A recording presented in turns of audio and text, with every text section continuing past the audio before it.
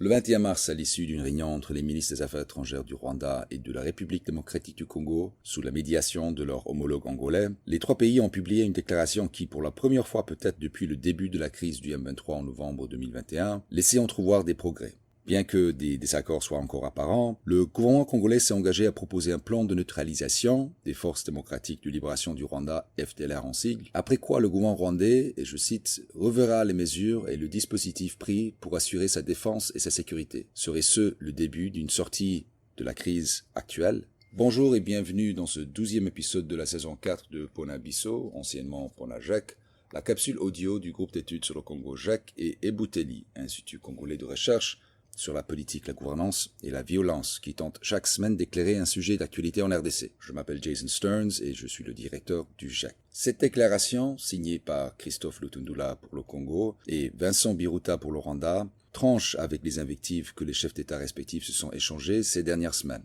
Ce lundi, par exemple, à l'issue d'une rencontre avec le président sud-soudanais Salva Kiir, le président Félix Tshisekedi a déclaré que le Rwanda, et je cite, est dirigé par un individu qui a pris goût à ce genre de crime, et c'est ce régime qui attaque la RDC. En décembre passé, lors de la campagne électorale, il avait même comparé son homologue rwandais à Hitler.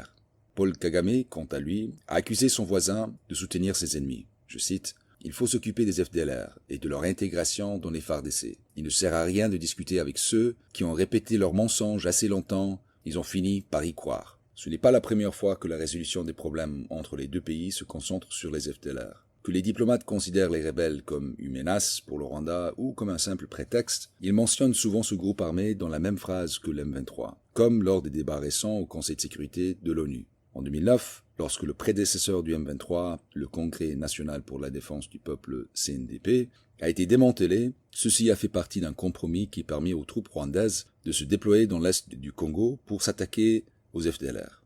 Elles l'ont fait, mais ces opérations ont également déplacé près d'1 million de personnes et tué des centaines de civils. En 2013, les diplomates ont à nouveau fait pression sur le Rwanda pour qu'il retire son soutien à M23, promettant en échange que l'armée congolaise et l'ONU se concentreraient sur le démantèlement des FDLR. Finalement, les FARDC ont décidé de se concentrer sur une autre rébellion étrangère, les ADF, Allied Democratic Forces, ce qui a également déclenché des représailles brutales autour de Beni, entraînant la mort des milliers de personnes. Par contre, l'offensive menée par les armées rwandaises et congolaises fin 2019, début 2020 contre le CNRD, une branche dissidente des FDLR, a été moins catastrophique et plus ciblée.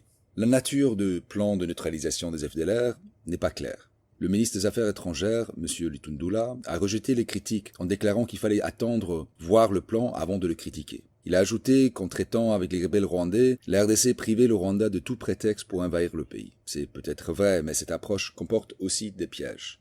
Cette démarche pourrait maintenant focaliser l'attention sur les FDLR et conditionner le retrait des troupes rwandaises, si c'est bien ce qui signifie, et je cite du texte, « revoir les mesures et le dispositif pris pour assurer sa défense et sécurité » à des opérations contre les FDLR, ce qui sera difficile. La communauté internationale va-t-elle désormais se concentrer sur les FDLR et non plus sur l'M23? Est-ce que la pression sur le Rwanda pour retirer ses troupes pourrait diminuer? Deuxièmement, comme le montre l'histoire, les opérations contre les groupes armés, en particulier ceux qui ont étendu leurs liens avec d'autres groupes armés comme les FDLR, conduisent souvent à des effusions de sang.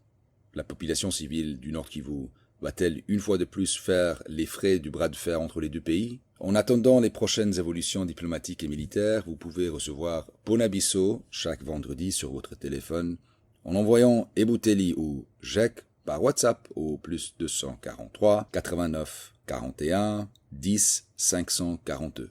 À très bientôt.